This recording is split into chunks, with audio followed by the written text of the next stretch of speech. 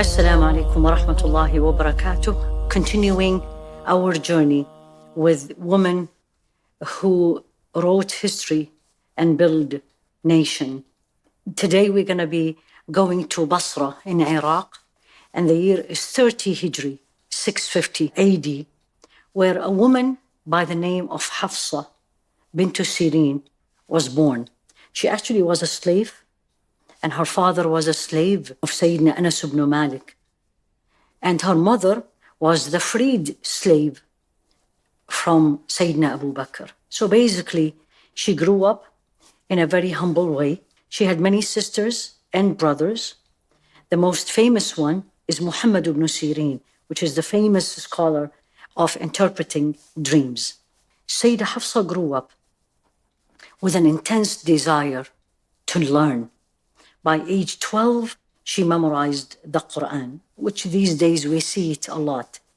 But special about her, she did not only memorize the Quran, but memorized the Quran in depth, with meaning, with interpretation, and with many ways of reading, to the point that she was like a scholar of reference or a point of reference, where her brother, who is also a scholar, Muhammad, if he had a question or someone asked him a question, how to read this verse, he usually referred them to his sister. Al-Imam Ibn al-Jawzi, in his famous book, Sifat al-Safwa, had many comments about Sayyidah Hafsah ibn Sirin.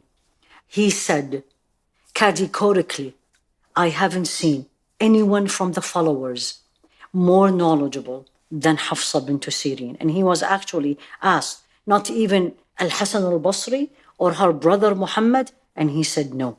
She was actually a scholar of hadith, a scholar of fiqh, she was a jurist, she was a scholar of Quran.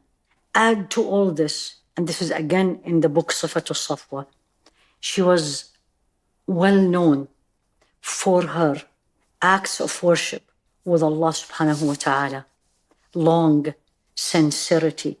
Some described her that sometimes she entered her musalla from Dhuhr time, doesn't leave till after Isha, between praying and between reading Quran. She was well known Zahida, lived with asceticism, minimum.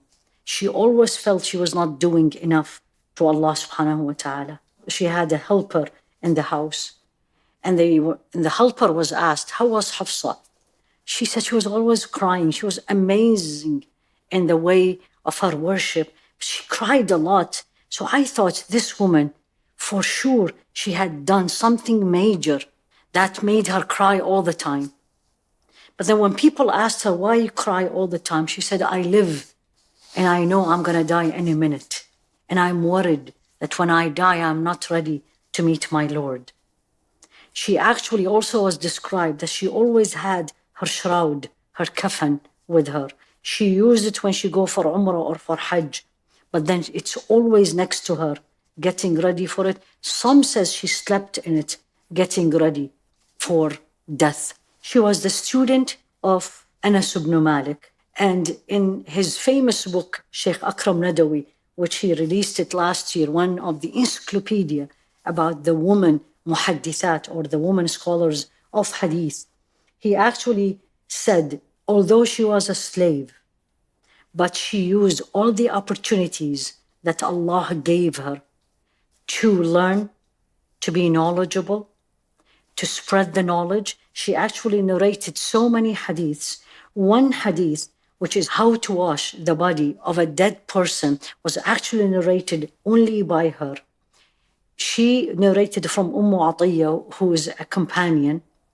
Then comes her, and all the other ways of narrating the hadith end up in her, in addition to narrating so many hadith. Died in the year 719 in a very simple way, as she was very well known for living simple with asceticism, no focus on this life, all the focus on the hereafter. May Allah subhanahu wa ta'ala make us live with our focus on the akhirah. Learn from every opportunity Allah give us. Spread knowledge and benefit people.